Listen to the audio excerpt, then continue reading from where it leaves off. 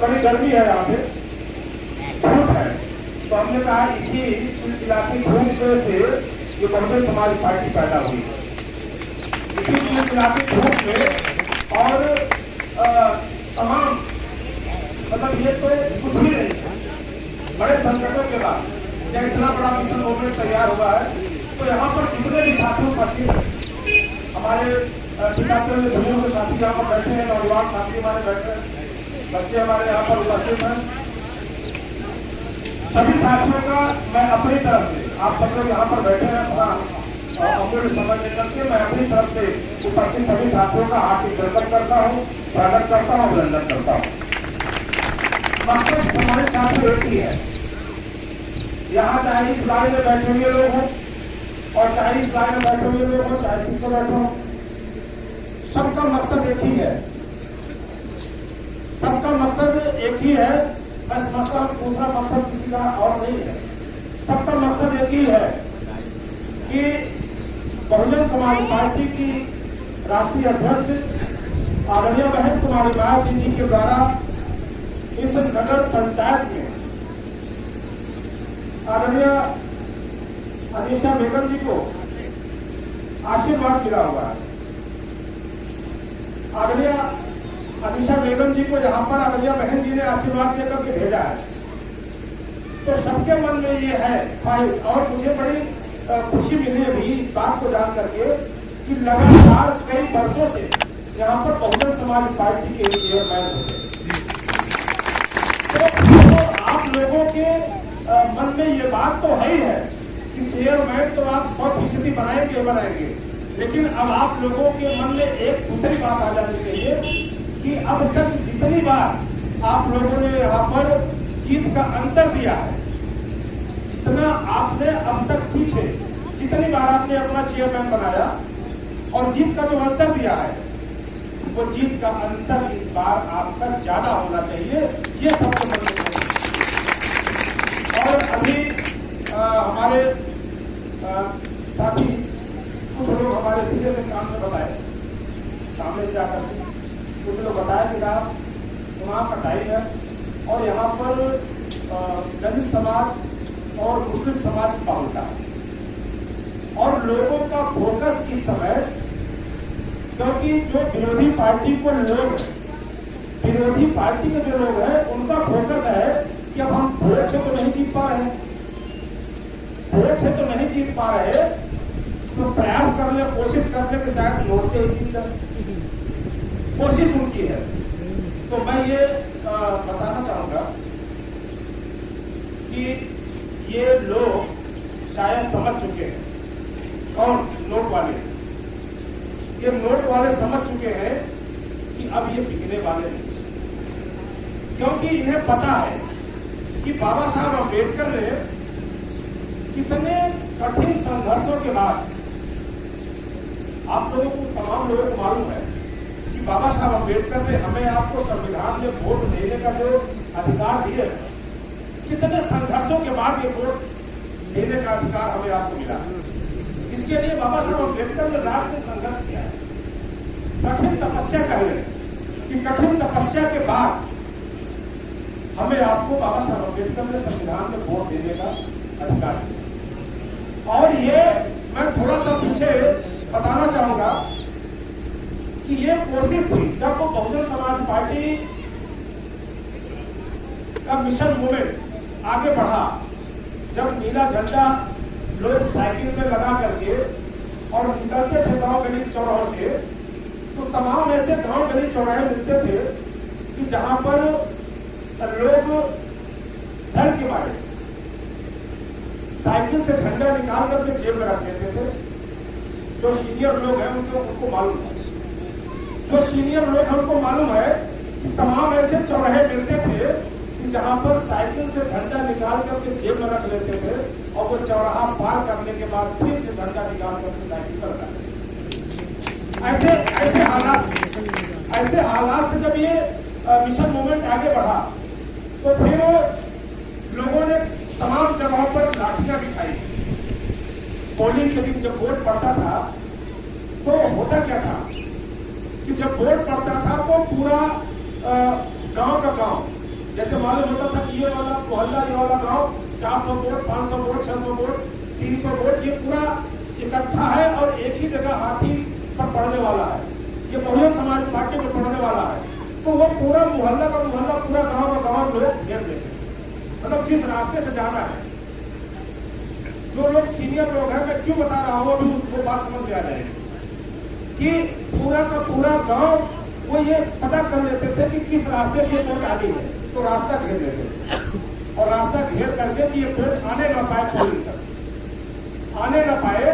तो जब आ ही न पाएगी तो वो वोट पड़ेगी ही नहीं, तो उनकी चीज सुनिश्चित हो जाएगी।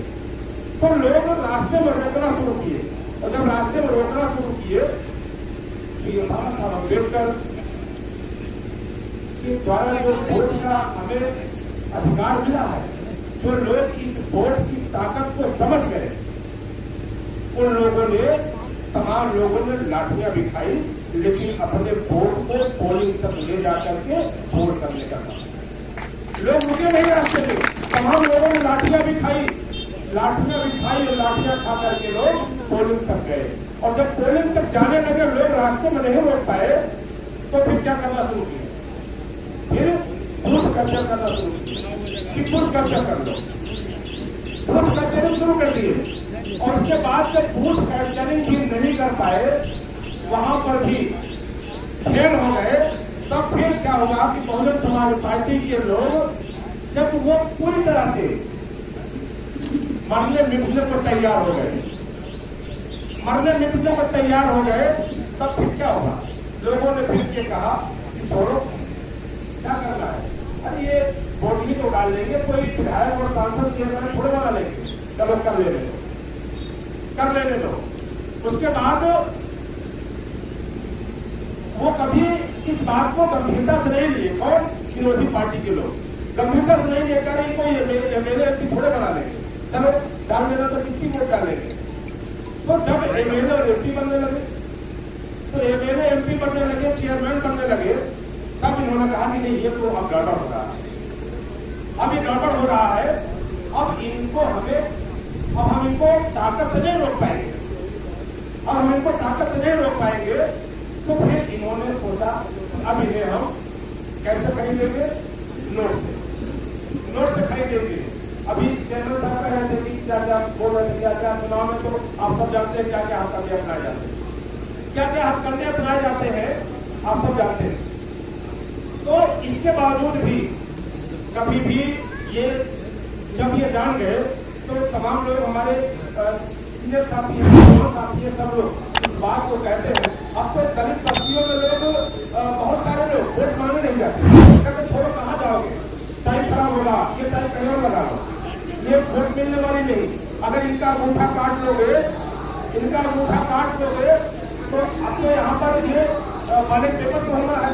लेकिन तो विधानसभा लोकसभा होता है, तो कहते हैं कि अगर अंगूठा हाथ का काट लोगे तो पैर के भी अंगूठे से अगर मशीन की बटन दबाएंगे तो हाथी की दबाएंगे, कहीं दूसरी जगह नहीं दबाएंगे, ये लोग कहने लगे।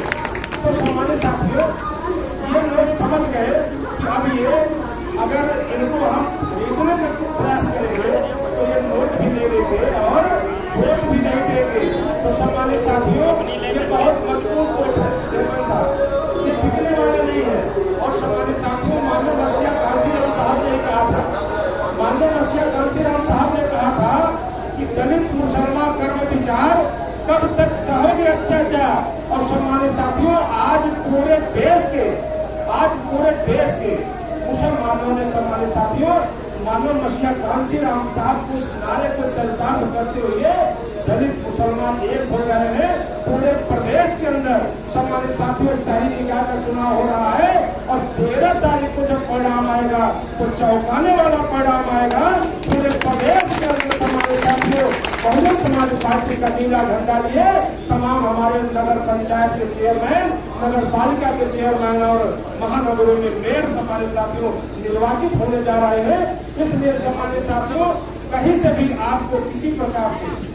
इस चक्कर में नहीं पड़ना है कि ये वोट कहीं बहकने वाली है, ये वोट कहीं नहीं बहकने वाली है। बल्कि सारे लोग मिलजुल करके बहुजन समाज पार्टी के नेता रैया बहन कुमारी नायडू जी के हाथों में ताकत देने के लिए सम्मानित साथियों एक होकर के, और जो हमने पहले कहा है कि आप लोगों के अंदर एक होड़ होना चाहिए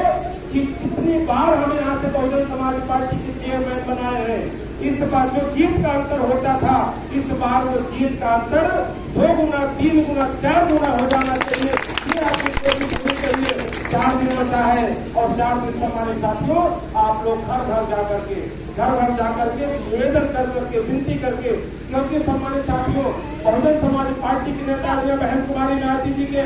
शासन काल की उपलब्धियों के सम्मानित साथियों जहां भी आप चर्चा करते हैं तो विरोधी पार्टी के लोग इस बात को स्वीकार करते हैं कि वास्तव में अगर उत्तर प्रदेश के अंदर किसी ने कानून का राज स्थापित किया था तो बहुजन समाज पार्टी की नेता आदरणीय बहन कुमारी नायडू जी ने स्थापित किया था। आदरणीय बहन कुमारी नायडू जी ने सम्मानित साथियों कभी भी किसी भी जाति धर्म व्यक्ति मजहब के साथ कोई भेदभाव नहीं किया। जब आदरणीय बहन कुमारी नायडू जी उत्तर प्रदेश की मुख्यमंत्री रही है, सभी जाति धर्म मजहब के लोगों को बराबर हक हिस्सा अधिकार देने का काम किया है और निश्चित रूप से सम्मानित साथियों पूरे प्रदेश के अंदर अमन चैन का राज कायम रहा है। और सम्मानित साथियों आज उत्तर प्रदेश के साथ साथ पूरे देश के अंदर जो सम्मानित साथियों दहशत के माहौल में लोग जी रहे हैं, निश्चित रूप से उससे निजात पाने के लिए आदरणीय बहन कुमारी नायडू जी के हाथों में ताकत देना होगा। और निश्चित रूप से सम्मानित साथियों